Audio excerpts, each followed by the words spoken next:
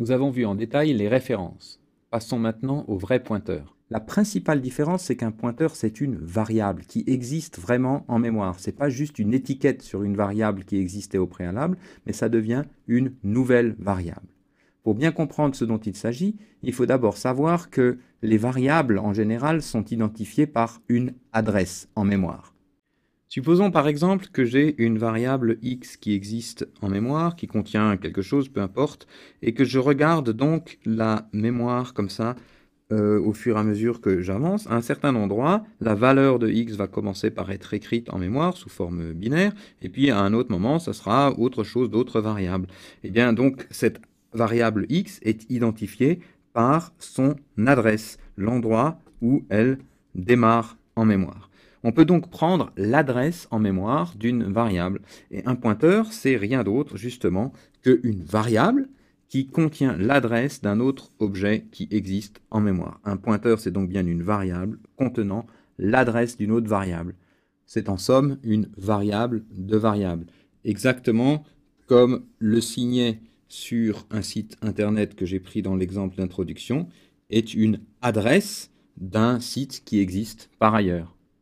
Et donc, en ce sens, référence et pointeur sont quand même fondamentalement différents. Une référence, ce n'est pas une variable qui contient une adresse, c'est juste une autre étiquette. Il y a une grosse différence entre une autre étiquette sur le même tiroir et un autre tiroir qui contient l'adresse de quelque chose. Dans un pointeur, il y a donc un niveau de plus, une indirection. Un pointeur, c'est donc vraiment comme une page d'un carnet d'adresses, une page sur laquelle on ne pourrait écrire qu'une seule adresse à la fois. Et je voudrais maintenant utiliser cette analogie pour illustrer tout un tas d'applications concrètes d'utilisation des pointeurs dans les programmes.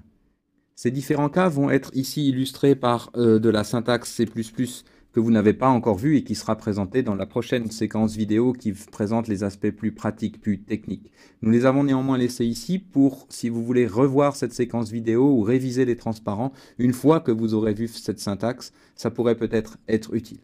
Commençons donc par le premier cas, la déclaration d'un pointeur. Je vous ai dit qu'un pointeur c'était une variable, et donc on peut déclarer un pointeur. Qu'est-ce que ça veut dire déclarer un pointeur? Ça veut juste dire ajouter une nouvelle page dans notre carnet d'adresses. Mais attention, ajouter une nouvelle page, ça ne veut pas dire qu'il y a une adresse écrite dessus. Ajouter une nouvelle page, c'est juste ajouter une page sans avoir spécifié ce qui est écrit dessus. Il y a, a priori, quelque chose d'écrit dessus, mais qu'on ne sait pas interpréter.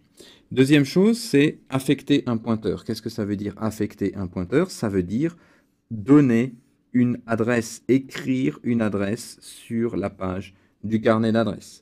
On parle aussi parfois d'allouer un pointeur. Qu'est-ce que ça veut dire allouer un pointeur? Allouer un pointeur, ça veut dire aller acheter un terrain quelque part, c'est allouer de la mémoire et y construire une maison, c'est-à-dire y mettre une valeur et reprendre l'adresse de cette maison pour la recopier sur la page du carnet d'adresses. Voilà ce que c'est que allouer un pointeur.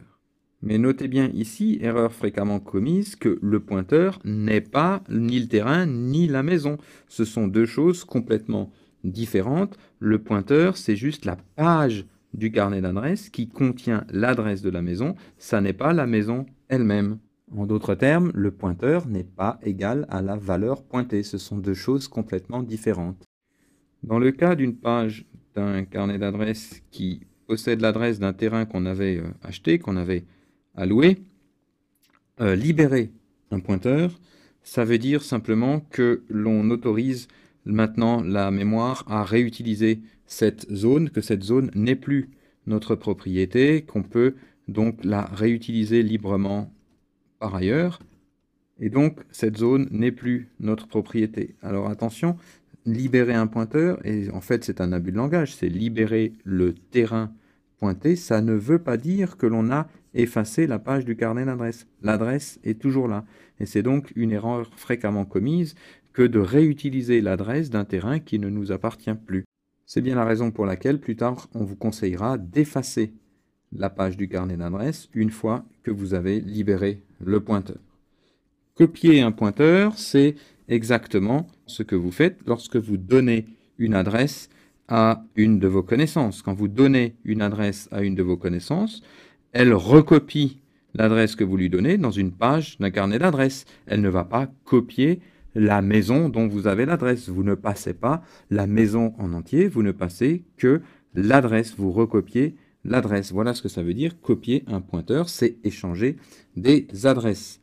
Enfin, de même, effacer ou annuler un pointeur, c'est simplement effacer la page du carnet d'adresses.